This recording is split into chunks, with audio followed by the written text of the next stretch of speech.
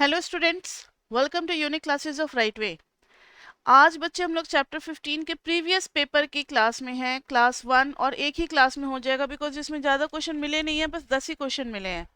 आज चैप्टर 15 बिल्कुल पूरे तरीके से कंप्लीट हो जाएगा, फिर नेक्स्ट क्लास से हम लोग नए चैप्टर पे चलेंगे। तो बच्चे मैंने जो कुछ क्वेश्चन निकाले हैं 10 क्वेश्चन, ये है क्वेश्चन नंबर 1 जो कि 2009 में आया हुआ है। इसमें है फाइंड द डोमेन ऑफ। मैंने पहले ही बता दिया था कि बहुत ज्यादा चैप्टर 15 से नहीं है, लेकिन 16 से उतना ही बहुत ज्यादा है, बहुत ज्यादा 16 से मिलेंगे। Find the domain of the following function and check this set.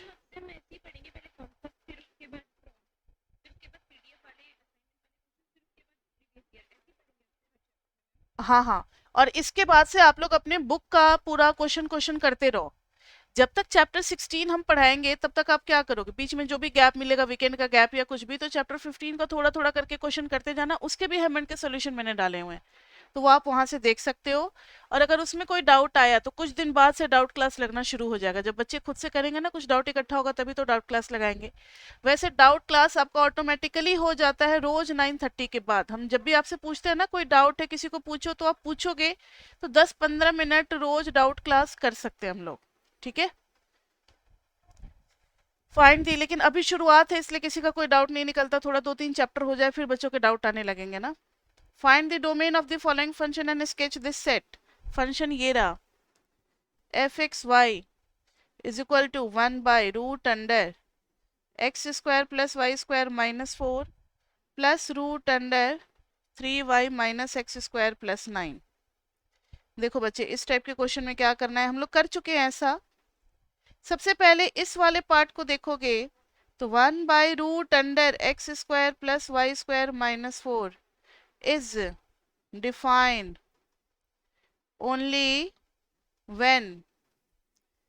when x square plus y square minus 4 is greater than 0। Equal to नहीं लगाएंगे क्योंकि ये डिनोमिनेटर में है। X square plus y square should be greater than 4। Graph तो हम is equal to का बनाते हैं। ग्राफ किसका बनाते हैं, याद है ना, इज इक्वल टू का बनाते हैं। तो it is a circle with centre 0 0 and radius is 2। Radius 2 का सर्कल बनाएंगे और ये ग्रेटर देन का है। ग्रेटर देन मतलब आउटसाइड, सरकमफेरेंस पे नहीं लेना, सरकमफेरेंस के बाहर बाहर खाली लेना है, ठीक है, आउटसाइड। और इस पॉइंट को हम लोकेट कर देंगे 2 0 0 2 -2 0 एंड 0 -2। एक पार्ट तो कर लिया, लेकिन खाली ये वाले से काम नहीं चलेगा, साथ साथ इसको भी तो सेटिस्फाई करना चाहिए। Because f x y is combination of two different functions, तो दोनों फंक्शन को जो एक्स वाई सेटिस्फाई करेगा वही हमारा डोमेन होगा। तो root under 3y minus x square plus 9 is defined only when 3y minus x square plus 9 is greater than equal to 0 ले सकते हैं। यहाँ पर इक्वल टू लग जाएगा क्योंकि ये न्यूमरेटर में है, न्यूमरेटर में 0 आना अलाउड होता है। तो यहाँ हो जाएगा बच्चे 3y minus x square is greater than equal to 9। नहीं नहीं नहीं नहीं, यहाँ देखो, एक जो है वो स्क्वायर है और एक जो है वो लीनियर है। ऐसा कब ग्राफ मिलता है, इसका ग्राफ बनता किस टाइप का, एक स्क्वायर और दूसरा वाला लीनियर, याद है आपको, पैराबोला बनता है। हाँ, तो पैराबोला के प्रॉपर फॉर्म में ले जाने के लिए हम लोग एक्स स्क्वायर को उधर लेते जाएंगे। तो x square is less than equal to 3y plus 9, 3y plus 9। तो ग्राफ तो बच्चे हम इक्वल टू का ही बनाएंगे। Now x square is equal to 3y plus 9 करेंगे, तो x square is equal to 3y plus 3। अब बच्चे इतना तो आपको पता ही है कि दिस इज x माइनस 0 का स्क्वायर, या आप ऐसे कर सकते हो, एक दो पॉइंट ले लो ना, बन तो रहा है ये x square is equal to 4ay से मैच कर रहा है, और इसका बनता है किधर की तरफ, y square is equal to 4x इधर बनता है, ये बनेगा ऊपर, ये बनेगा ऊपर। तो y बनेगा इस तरीके से, लेकिन किस किस पॉइंट से पास करेगा। अब आप 0 डालोगे x इज इक्वल टू 0 तो y मिलेगा हमें -3, यानी 0 और 1 2 3 -3। यहाँ से पैराबोला को क्रॉस करना है, और जब 1 डालेंगे तो 1 प्लस 3 4 12 आ जाएगा, या y 0 डाल दो ना, y जब 0 डाल देंगे तो x square is equal to 3 into 0 plus 3 9, तो x is equal to plus -3, यानी 1 2 3, एक पॉइंट आ गया 3 0, एक पॉइंट आ गया 1 2 -3 0। So the graph is passing through through through through, ये बन गया हमारा। अब ध्यान देना कि इसमें y ग्रेटर देन साइड पे है या लेस देन साइड पे है। y ग्रेटर देन साइड पे, अगर इससे आप सॉल्व भी करते हो तो y is greater than equal to x square -9/3 मिलेगा, यानी y बड़ा होना चाहिए। सजेस्टेड वैल्यू से y बड़ा होना चाहिए, यानी हम शेड किधर की तरफ करेंगे, ऊपर की तरफ, पैराबोला से ऊपर ऊपर। समझ में आई सभी को मैंने कैसे डिसाइड किया। ये देखो y ग्रेटर देन आया है, अगर इक्वल टू होता तो जस्ट हम बाउंड्री पे होते, अगर लेस देन होता तो उससे नीचे होते, ऊपर है तो वर्टिकल हाइट को बड़ा करना है तो ऊपर को जाएंगे हम लोग। ठीक है, अब दोनों को कंबाइन करें, कंबाइनिंग बोथ, जरा देखो ग्राफ में 1 2 3 1 2 3 एंड दिस इज 1 2 3, तो ये ग्राफ जो है ऐसे पास करेगा, एंड वो 0 2 2 से,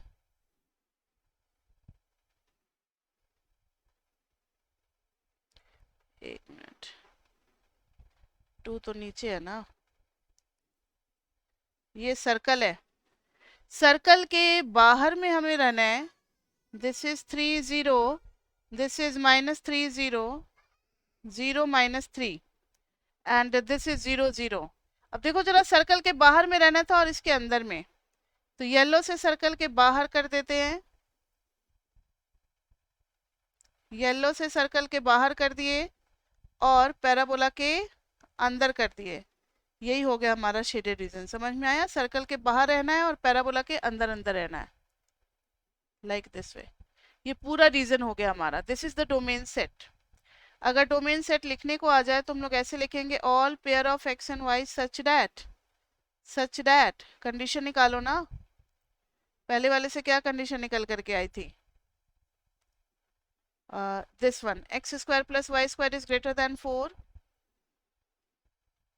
सच that x square plus y square is greater than 4, and साथ ही साथ यहाँ क्या निकल करके आया, x square is less than equal to 3y plus 9, x square is less than equal to 3y plus 9 and x y belongs to real number. ये हो गया हमारा डोमेन सेट। ठीक है बच्चे, ये हो गया क्वेश्चन नंबर 1।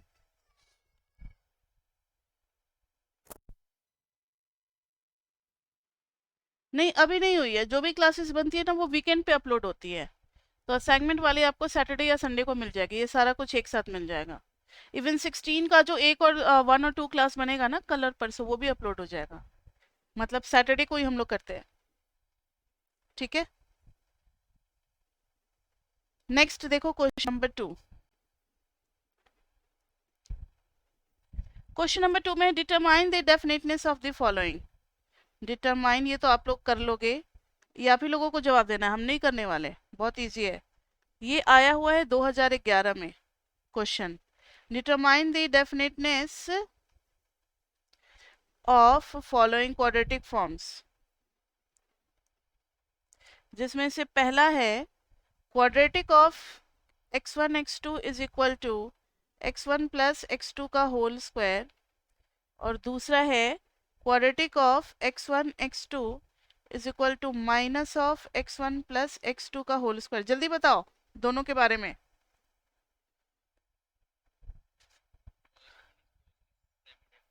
ठीक है, पॉजिटिव सेमी डेफिनेट क्योंकि अंदर में प्लस हो रहा है, मान लो ना x1 +1 और -1, तो this is greater than equal to 0, यानी कि positive semi definite.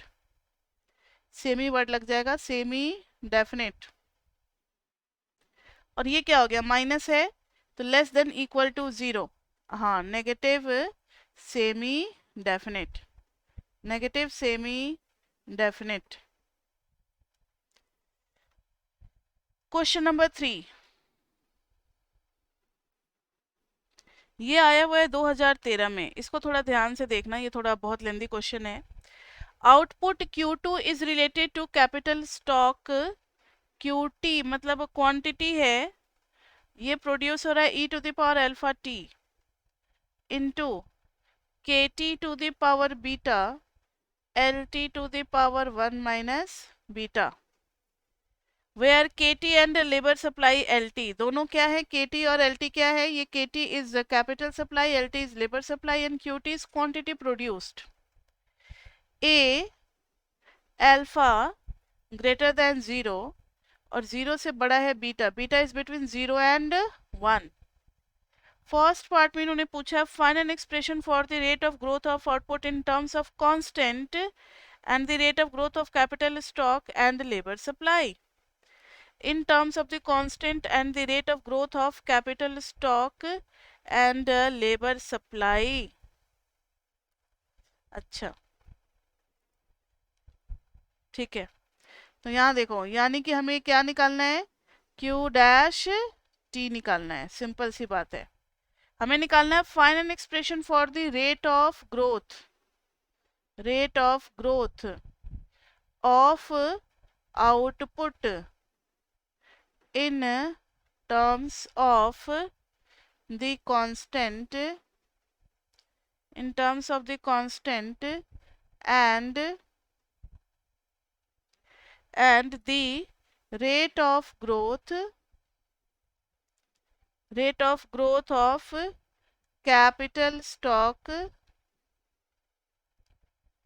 and labor supply, and labor supply। Next is explain how alpha can be regarded a measure of the rate of technical process। तो explain how, किसी का mic जो है ना वो unmute है, प्राची आप अपना माइक म्यूट कर लो, आवाज आ रही है। explain how alpha can be regarded, alpha को हम कैसे रिगार्ड करेंगे, मतलब regarded a measure of, ये कैसे डिफाइन करेगा, the rate of technical process, measure the rate of technical progress, rate of technical progress. ठीक है, यहाँ देखो, सबसे पहले फर्स्ट वाला, लैंग्वेज तो बड़े लंबे चौड़े, लेकिन इनका मीनिंग क्या निकल रहा है, तो लैंग्वेज से मीनिंग यही निकल रहा है कि हमें Q' निकालना है। तो QT is equal to Ae⁻α_t into KT⁻β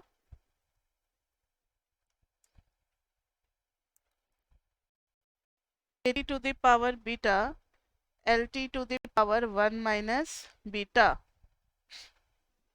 तो देखना जरा, Q' निकालना, rate of change of quantity, ये इस पे लगेगा प्रोडक्ट रूल, क्योंकि T यहाँ भी है, T यहाँ भी है और T यहाँ भी है, बीच में प्लस है या इंटू है, इंटू है शायद, तो तीनों पे प्रोडक्ट रूल लगना है। तो आपको पता है ना, UV W में एक बार UV का किया, डैश डैश W कांस्टेंट रखा, एक बार को U रखा VW' और ठीक है, और फिर एक बार क्या आ गया, या इतना से अच्छा है वैसे ही कर लो, ये बताने से तो बढ़िया है, वही यहीं पे प्रोडक्ट रूल लगा ले रहे हैं। एक बार e⁻α_t को मैंने कांस्टेंट रखा, अब अंदर में लगाएंगे तो बीटा नीचे आ गया, KT मेरे ख्याल से बीच में प्लस है, देखो बच्चे वहां पर इनटू ही है, प्लस नहीं है। तो जब बहुत सारी चीजें प्रोडक्ट में हो तब अच्छा मेथड कौन सा माना जाता है, डिफरेंशिएशन का एक टेक्निक आप पढ़ रखे हो ना MME1 में, लॉगरिथमिक डिफरेंशिएशन, यानी दोनों साइड पहले लॉग ले लो, अगर इनटू में है तो log QT will be equal to, ये तीनों चीजें प्रोडक्ट में है तो एक बार आ जाएगा log of a e to the power alpha t plus log of k t to the power beta plus log of L t to the power 1 minus beta.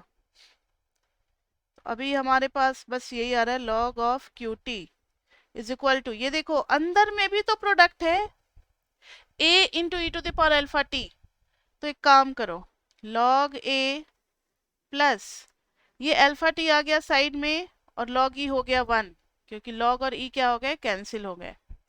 और इधर क्या हो गया, बीटा आ गया साइड में log ऑफ के टी, फिर इधर आ गया 1 माइनस बीटा साइड में log ऑफ एल टी। अब हम डिफ्रेंशिएट करना इसको शुरू करते हैं, differentiating with respect to time. तो log का क्या हो जाएगा 1 बाई क्यू टी, और फिर क्यू टी का ऊपर लेते जाएंगे तो क्यू डैश टी आ जाएगा।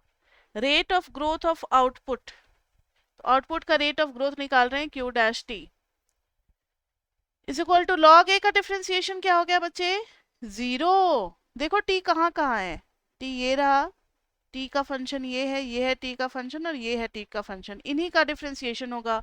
log a का 0 हो गया, अल्फा बच गया, फिर बीटा log की वजह से के टी नीचे और के डैश टी ऊपर, फिर यहाँ पर 1 माइनस बीटा, नीचे में आ गया एल टी और एल डैश टी ऊपर। तो ये आ गया हमारा Q dash t upon Q t is equal to alpha plus B K dash t upon K t. तो इस तरीके से हम लोग इसको एक्सप्लेन करेंगे कि क्यू डैश टी, इसको बोलेंगे relative rate of growth of quantity is equal to this and this. तो ये रिलेशनशिप आ गया। Q dash t by Q two को हम क्या कहेंगे, क्यू टी को रिलेटिव रेट ऑफ ग्रोथ, क्योंकि ऊपर में डेरिवेटिव और नीचे में फंक्शन है, is equal to alpha plus beta बाहर ले लो और K dash t upon K t, यानी relative rate of growth of capital. Next is 1 minus beta into L dash t upon L T, relative rate of growth of labour. ठीक है, तो ये जो है लीनियर कॉम्बिनेशन है, this is linear combination of relative rate of growth of capital and relative rate of growth of labour. ये समझ में आया सभी को फर्स्ट पार्ट? यहाँ देखो फर्स्ट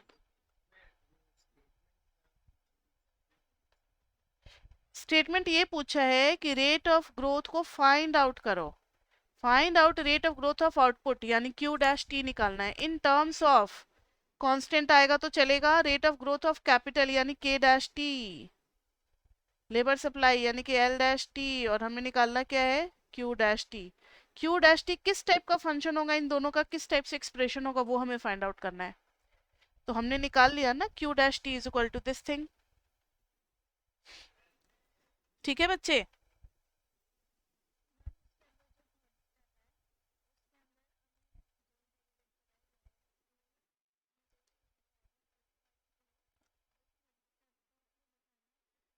इसको ब्रेक कैसे किया है ये वाला पूछ रहे हो?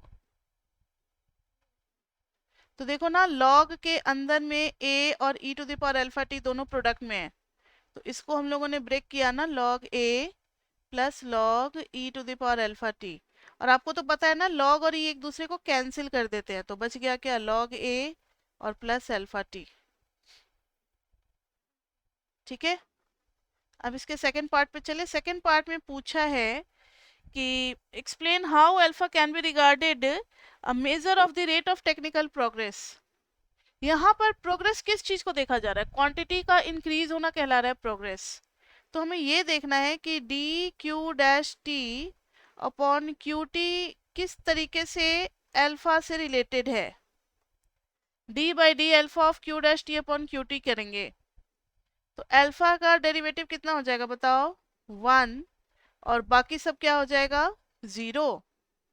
बाकी सब क्या हो जाएगा बताओ, 0 हो जाएगा। तो 1 आने का मतलब क्या है,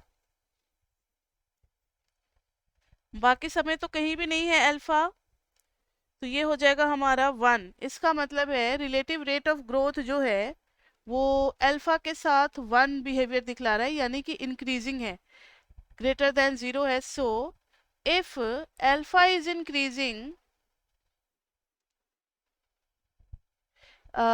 quantity, relative quantity is also increasing, relative rate of growth is also increasing, growth of quantity या output, growth of output is also increasing। ठीक है, तो ये था क्वेश्चन हमारा 2013 में पूछा गया। देखो इसको हमने कुछ नहीं किया, अल्फा के टर्म्स में स्टडी किया, और अल्फा के टर्म्स में डेरिवेटिव जो है ना इसका पॉजिटिव आया, क्योंकि अल्फा सिर्फ एक ही जगह है और तो कहीं अल्फा है ही नहीं। तो अल्फा जब 1 आया है और डेरिवेटिव किया तो 1 क्या है बताओ, पॉजिटिव है, यानी अल्फा के बढ़ने के साथ इसका रिलेटिव रेट भी क्या हो रहा है, इंक्रीज कर रहा है। यही बस हमें बताना था कि किस तरीके से उस पर डिपेंड कर रहा है। ठीक है,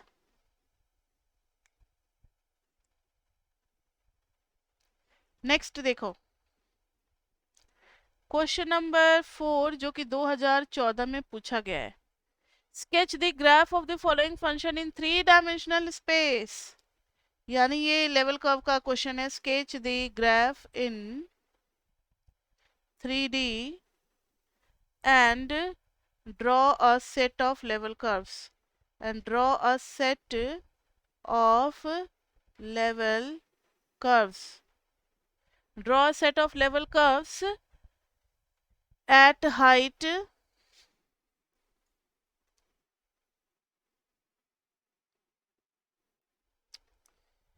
इसमें दे रखे हैं, at height c is equal to 0 and 2, मतलब दो c 0 और 2 के लिए हमें बनाना है, और एफ एक्स वाई हमें दे रखा है 2 minus x minus y for x greater than equal to 0, y greater than equal to 0 and fxy is greater than equal to 0। तो देखो ये जो c है 0 और 2 के लिए, तो for c is equal to 0, ये तो बहुत इजी क्वेश्चन हो गया ना। हम लोग करेंगे 2 minus x minus y is equal to 0, तो क्या मिलेगा, x plus y is equal to 2। तो ये एक लाइन होगा जिसका x इंटरसेप्ट क्या होगा,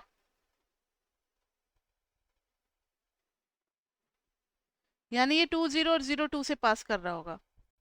अब है for c is equal to 2, तो जब c is equal to 2 put करेंगे तो 2 minus x minus y is equal to 2, तो फिर x plus y is equal to 0, 2 minus 2 हो गया 0, यानी this will be line y is equal to minus x, y is equal to minus x. तो इसको graph में हमें 3D में बनाना है, तो c is equal to 0, c is equal to 0 का मतलब हो गया ग्राउंड लेवल पे, तो आप इसको शेड कर देना ग्राउंड लेवल पे। कहाँ से पास करेगा ये, 2 0 और 0 2 से, ऐसे, दिस इज 2 0 एंड 0 2, और c इज इक्वल टू 2, तो ऐसे बना देना एक 3D स्पेस में अगर करना है, तो c इज इक्वल टू 2 पे ये प्लेन है, यहाँ पर ये पास करेगा कहाँ, this was for c is equal to 0 and for c is equal to 2 it is y is equal to minus x, तो y is equal to minus x is such type of line ना, y is equal to minus x is such type of line जो कि origin के सामने सामने पास करेगा, मतलब इसी का ऊपर है। अगर इसका परछाई देखोगे, परछाई की बात करें तो परछाई ये बनेगा यहाँ, उसी के ऊपर, और उसका परछाई ऐसे बनेगा उसी के जस्ट नीचे। समझ में आ रही है बात, ऐसे। तो ये हो गया 0 0 2, 0 0 2 से एक लाइन जो होगा वो उसी प्लेन पे ही आएगा। ये 3D का ग्राफ समझ में आ रहा है बच्चे? ये जो मैंने c इज इक्वल टू 0 वाला ग्राफ बनाया, अगर आपको ये लग रहा है कि आगे चल करके इंटरसेक्ट करने वाला है तो नहीं करेगा दोनों line. These two lines are never intersecting line. आप समझ लो, आप ऐसा मानो कि आपके रूम की जो हाइट है सीलिंग की वो 2 मीटर की है, सपोज करो, तो आपने ग्राउंड पे, आप अपने रूम में जो ग्राउंड पे बना रहे हैं, ये 0 2 और 2 0 इसको ज्वाइन करता हुआ लाइन, ये है ग्राउंड लेवल पे। फ्लोर पे ये एक लाइन है जो कि 0 2 और 2 0 से पास कर रहा है, समझो जरा इसको, 2 0 और 0 2 से पास कर रहा है।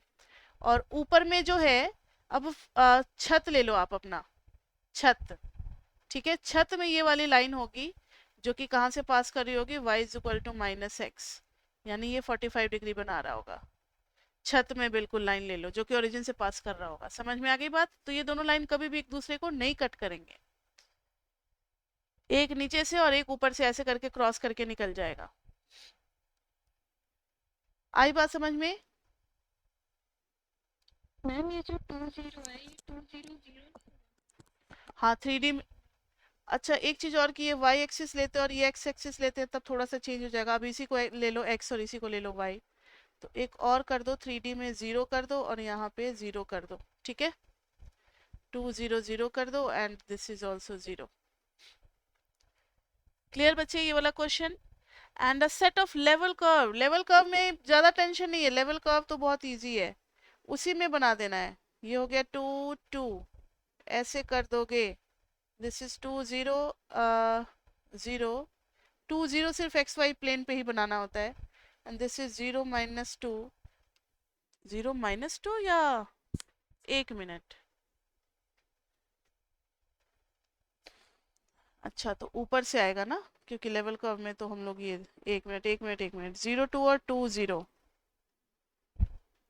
अरे यार कैसा कैसा स्ट्रक्चर बन जाता है, 2 0 and this is the level curve for k is equal to -0, और फिर यहीं पर बना देंगे y is equal to -x for k is equal to 2। हो गया ये लेवल कर्व। लेवल कर्व में बस सिंपली एक्स वाई प्लेन में बना देते हैं हम लोग, 2D प्लेन में, तो ये लेवल कर्व हो गया, ठीक है। नेक्स्ट अब बढ़ते हैं क्वेश्चन नंबर 5 की तरफ।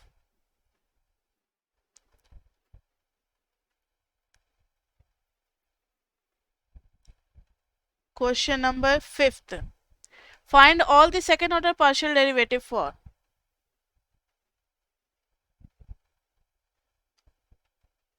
find the all second order partial derivative for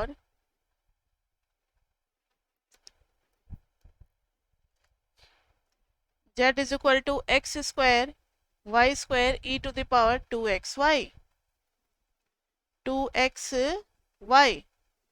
इसका हमें सेकेंड ऑर्डर डेरिवेटिव निकालना है बच्चे, सारे के सारे जितने भी पॉसिबल है तो निकाल सकते हैं, कोई बहुत बड़ी बात नहीं है, इतना तो पार्शियल डेरिवेटिव निकालना आ ही गया है। जेड एक्स निकाल दो, जेड एक्स डैश, एक्स यहाँ भी है और यहाँ भी है, तो वाई स्क्वायर क्या कर रहा है उसको बाहर निकाल दो ना, वाई स्क्वायर को बाहर निकाल दिया। अब एक्स स्क्वायर और ई टू द पावर 2xy पे लगेगा प्रोडक्ट रूल, एक्स स्क्वायर को रखा तो ई टू द पावर 2xy और एक्स का करेंगे तो 2y plus e to the power 2xy को कांस्टेंट रखा और एक्स स्क्वायर का आ गया 2x। नेक्स्ट देखो Z x x double dash देखते हैं, क्योंकि जेड एक्स डैश आ ही चुका है, तो वाई स्क्वायर, अच्छा इसको थोड़ा सा और सिंप्लीफाई कर लेते हैं ना तो इजी हो जाएगा। Z x dash is equal to y square है ही, इसको बाहर निकाल लो, e to the power 2xy को बाहर निकाल लिया, अंदर में आ गया 2x square Y plus 2x, ठीक है। अब हम लोग करेंगे इसको z x x double dash, y square को रख दिया, अब यहाँ और यहाँ इन दोनों को ध्यान देना, प्रोडक्ट रूल लगाना है, तो ई टू द पावर 2xy रखा, तो अंदर में करेंगे x के रिस्पेक्ट में, ई टू द पावर 2xy को भी मैंने कांस्टेंट रखा और अंदर वाले को कर रहे हैं x के रिस्पेक्ट में, तो 4xy प्लस 2 प्लस अब e to the power 2xy का करेंगे बच्चे, तो e to the power 2xy x के रिस्पेक्ट में करेंगे तो 2y आ जाएगा साइड में, और फिर अंदर में तो था ही 2x square y plus 2x, इस पूरे चीज में y स्क्वायर मल्टीप्लाइड है, तो अब फिर यहाँ से आप कॉमन निकाल लोगे, एक बार फिर से आएगा कॉमन में e to the power 2xy e to the power 2xy, ठीक है, कॉमन में आ जाएगा, तो बच जाएगा y square e to the power 2xy और अंदर ही अंदर आ जाएगा 4xy प्लस 2 प्लस 4x² और y square 4x² y square plus 4xy. So this will be y square e to the power 2xy 4xy 8xy plus 2 plus 4x² y square. खत्म. बाकी का आप लोग निकाल लोगे या निकाल दे?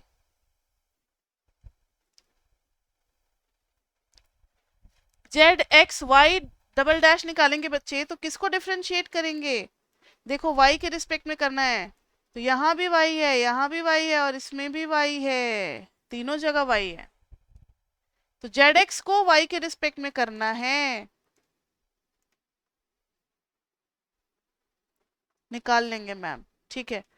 जेड को y के रिस्पेक्ट में करना है तो बच्चे y तीन जगह है.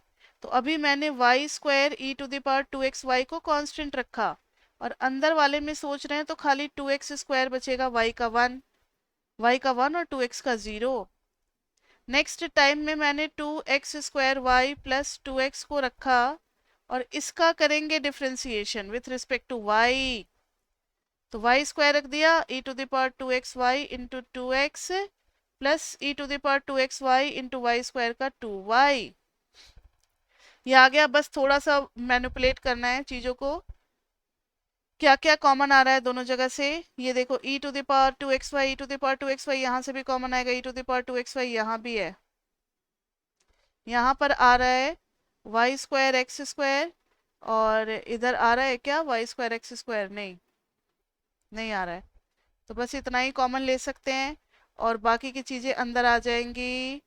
ये आ गया 2x² वाई स्क्वायर और इधर में ये सब जाएगा मल्टीप्लाई होगा plus 2x² y plus 2x into 2xy square plus 2y. अब इसको आगे तो खुद ही आप लोग कर लेना. इसी तरीके से जेड वाई डैश निकालना और फिर जेड वाई डबल डैश भी आपको निकालना है, ठीक है. मेरे ख्याल से z y dash symmetric function है. ये देखो तो जरा पहचानो तो सिमेट्रिक फंक्शन है क्या? x की जगह अगर y डाल दें तो कोई फर्क पड़ रहा है फंक्शन पे? नहीं पड़ रहा. तो इतना मेहनत क्यों करना है, सीधा निकाल दें. नहीं आ रहा समझ में? जब फंक्शन में x और y को रिप्लेस करने पे कोई फर्क नहीं पड़ रहा तो उसके डेरिवेटिव में भी कर सकते हैं. मतलब ये जो है z x x double dash है, हम सीधा निकालेंगे z y y double dash. तो बस y की जगह x और x की जगह y रिप्लेस करते चले जाना है. तो देखो तो जरा z y double dash z y y double dash निकाल रहे हैं डायरेक्टली.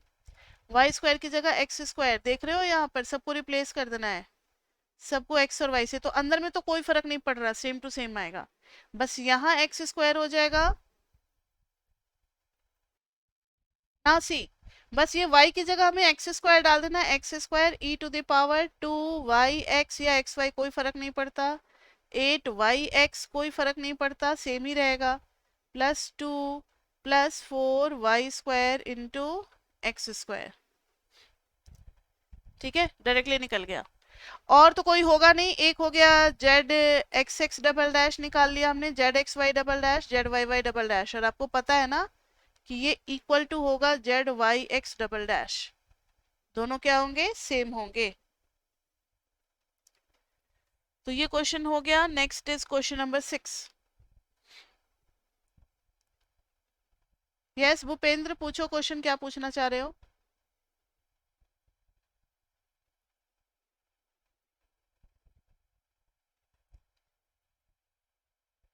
यस भूपेंद्र कुछ पूछना है या गलती से हो गया? चलो नेक्स्ट क्वेश्चन करते हैं, क्वेश्चन नंबर 6. ये भी 2016 में आया हुआ है क्वेश्चन बच्चे. Find the domain and sketch it. Find the domain and sketch it. fxy is equal to root under x plus y plus 1 upon x minus 1. ये रूट से बाहर है बच्चे, x माइनस 1. x माइनस 1 जो है ये root से बाहर है. तो हमें दो लॉजिक लगाने हैं इसमें। रूट के अंदर की क्वांटिटी को पहले ले लेंगे, x plus y plus one should be greater than equal to zero. Numerator में है तो इक्वल टू जीरो हो सकता है, इक्वल टू जीरो हो सकता है। तो x plus y is greater than equal to minus one, minus one. और ग्राफ तो हम हमेशा इज इक्वल टू का ही बनाते हैं। तो यहां पर बन गया बच्चे x y जीरो जीरो। अगर x जीरो डालेंगे तो y माइनस वन, और y जीरो डालेंगे तो x की वैल्यू कितनी, माइनस वन। तो चलो ये लाइन तो क्रॉस करेगा इससे, और साथ ही साथ डिनोमिनेटर में भी तो ध्यान रखना है that x can not be equal to one. x जो है वो कभी भी वन नहीं हो सकता। तो देखो डोमेन x वन होगा ही नहीं, तो वन पे आप क्या कर दो, डॉटेड लाइन बना दो, और इसको कभी टच करने की कोशिश मत करना। अब ये लाइन कह रहा है कि this will pass through minus one zero and 0 minus 1. This is minus 1 0 and 0 minus 1. तो ये वाली लाइन होगी like this way. अब देखो जरा, x plus y is greater than equal to minus 1 में y को बड़ा होना है, y को बड़ा होना है माइनस एक्स माइनस वन से, तो y is on the greater than side। तो हम इसके ऊपर ऊपर चलेंगे, इसके ऊपर ऊपर चलेंगे, लेकिन लेकिन लेकिन वन भी तो नहीं लेना है हमें, इस तरीके से चलेंगे। समझ में आ गई बात। और इसका बाउंड्री ले सकते हैं, बाउंड्री ले सकते हैं। तो ये देखो ऐसे डार्क कर देंगे, लेकिन यहाँ पर कर देंगे ओपन और फिर डार्क कर देंगे। और आपको पता ही है कि शेडिंग कैसे करनी है, मतलब ये पूरा करना है बस x is equal to one को छोड़ करके ऐसे दिखला देना। ये कोई भी पॉइंट आ सकते हैं सब लाइन के ऊपर, ठीक है बच्चे। और डोमेन जब निकालेंगे तो डोमेन का सेट जब लिखेंगे तो हम लिखेंगे डोमेन में all pair of x and y such that y is greater than equal to minus x minus one and x is not equal to one, और एक्स वाई साथ साथ रियल नंबर से बिलोंग करेगा। हो गया ये।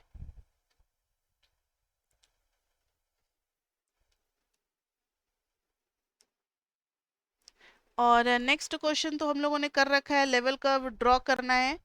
ये हम लोगों ने किया हुआ है, f x y is equal to y cube minus x square at k is equal to zero. किया हुआ है ना इसका ग्राफ, कॉन्सेप्ट वाले क्लास में भी बताया हुआ है और इसमें भी बताया हुआ है, असाइनमेंट में भी दिया हुआ है।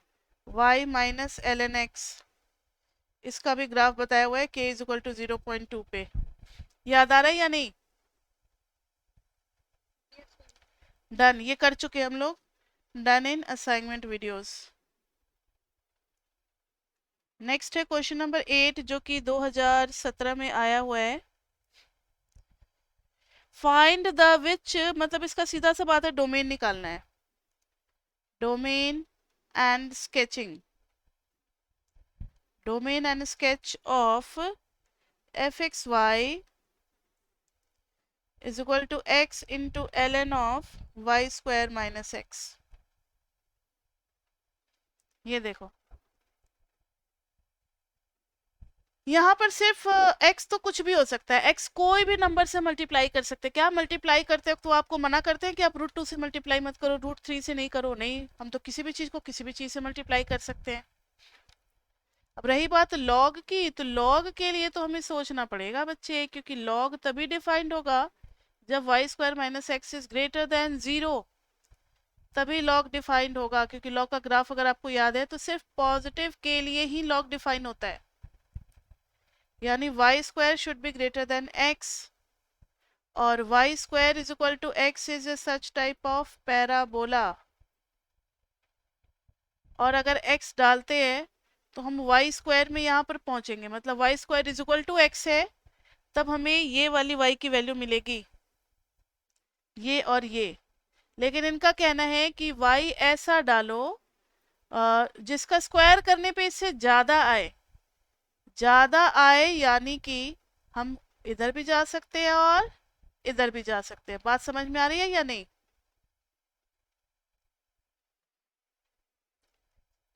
सीधी सी बात है, जब y ग्रेटर देन है तो हम आउटसाइड ही जाएंगे। अगर ये बात आप समझ जाते हो तो अच्छी बात है, और नहीं तो कुछ बच्चे बहुत क्यूरियस होते हैं तो उनको जरा समझाते हैं। जैसे मान लो x मैंने ले लिया 4, सपोज करो, या 1 ही ले लिया, कोई बात नहीं, चलो 4 ले लिया। तो y square is equal to x में जब हम सॉल्व करेंगे तो y की वैल्यू क्या आएगी? +-2 दोनों आएगी। तो यहाँ पर 4 2 आएगा एंड दिस वन इज 4-2। लेकिन इनका कहना है कि हमें ऐसा y चाहिए जिसका स्क्वायर जो है वो 4 से ज्यादा हो, but why square should be greater than 4। तो कौन कौन सा y होगा? y -2 से नीचे भी आप जा सकते हो, -3 -4, ये सारे y एक्सेप्टेबल होंगे, इसके ऊपर भी y सारे एक्सेप्टेबल होंगे। तो ये बता रहा है ना कि इसके इधर जाना है, इसके इधर जाना है, तभी तो हमने ऊपर में और नीचे में शेड किया है। बाहर का रीजन पता लग गया? आई बात समझ में? किसको किसको नहीं समझ में आया जो मैंने ये लॉजिक बताया कि ऐसा y का वैल्यू जो स्क्वायर करने पे x से ज्यादा दे, तो पता लग गया कि ऊपर या फिर नीचे चलेंगे तभी मिलेगा, इसलिए आउटसाइड का हमने शेड किया। तो ये बन गया हमारा domain, and there is no restriction over x, तो x तो कुछ भी आ सकता है। तो यही हो गया डोमेन सेट। और अगर डोमेन लिखना चाहते हो तो आप लिख दोगे डोमेन में all pair of x and y such that y square is greater than x and x y belonging to real number.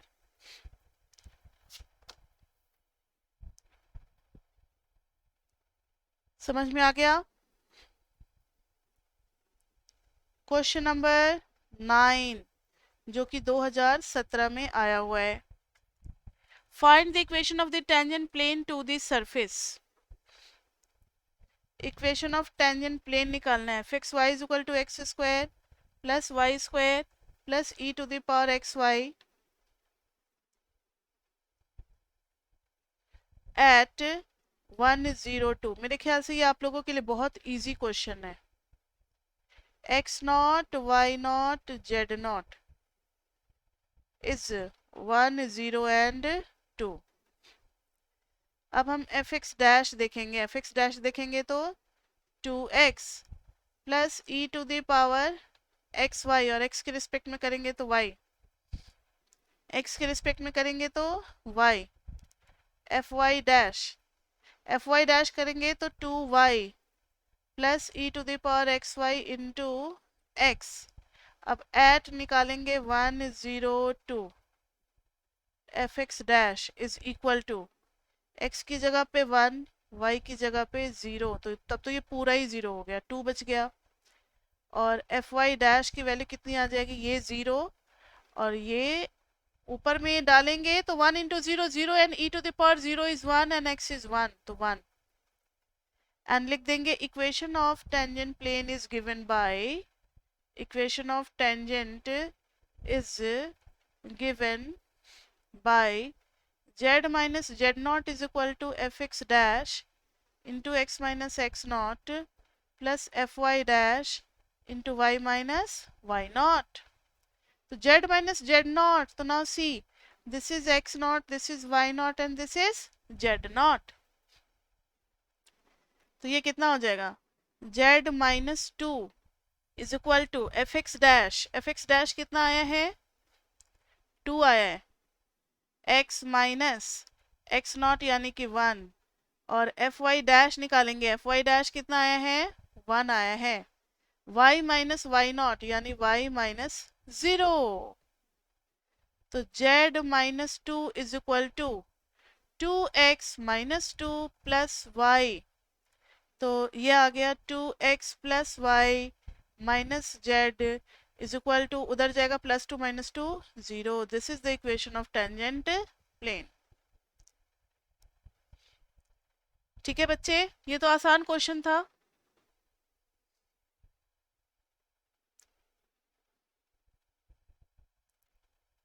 Question number 10 2018 का ही पेपर है मेरे पास। 2019 का एक पेपर नए वाले 10 ईयर में अभी मार्केट में आया नहीं होगा, अब आ जाएगा 1 महीने बाद, तो फिर वो हम अलग से करवा देंगे। एक पेपर ही 2019 का पूरा सॉल्व कर देंगे। और 2020 में बच्चे नहीं हुआ था पेपर, 2020 में पेपर नहीं हुआ था, क्योंकि वो कोरोना की वजह से सीधा उनको प्रमोट कर दिया गया था, नया नया था ना, तो पहली बार सेमेस्टर 2 वाले बच्चों का पेपर नहीं हुआ था। लेकिन उसके बाद से फिर ये पेपर लेने लगे, तो अब सबका पेपर हो रहा है। मार्च के टाइम में लॉकडाउन हुआ था ना, और ये एग्जाम होने वाला था मई में, तो पिछले साल मई में पेपर कोई हुआ नहीं, तो 2020 का पेपर नहीं होगा। लेकिन 2019 का होगा, तो वो अगर आपको कहीं से मिलता है 2019 का पेपर, तो मुझे फॉरवर्ड कर देना, ठीक है।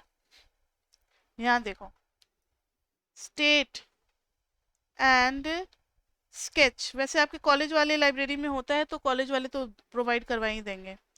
Sketch the domain for the function fxy is equal to root under y minus x into ln y plus x। अब ये है आज का लास्ट क्वेश्चन, इसके बाद से कोई क्वेश्चन है नहीं।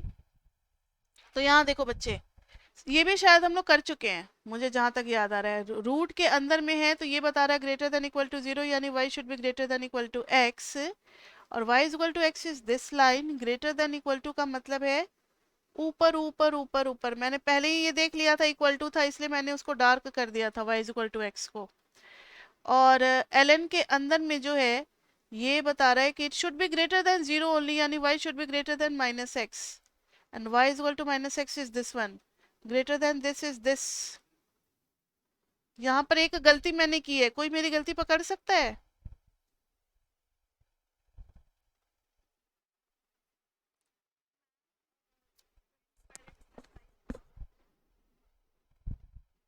इनइक्वलिटी का साइड मैंने गलत लिखा है,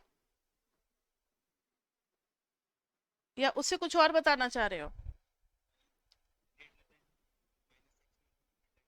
हाँ, डॉटेड लाइन होगा।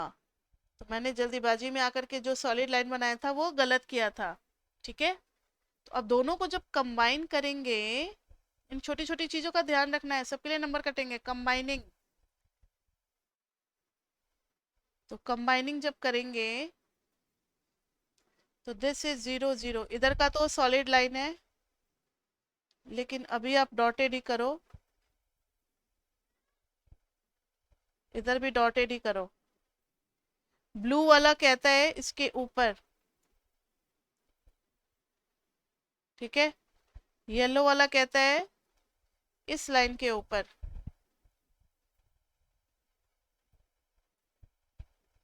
तो हमारा ग्रीन वाला section is the common one, जो दोनों के लिए कॉमन है, ठीक है।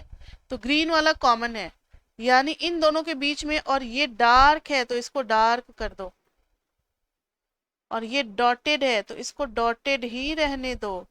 तो ग्रीन वाला सेक्शन जो है, ये हमारा क्या हो गया, यही हमारा हो गया डोमेन, ठीक है।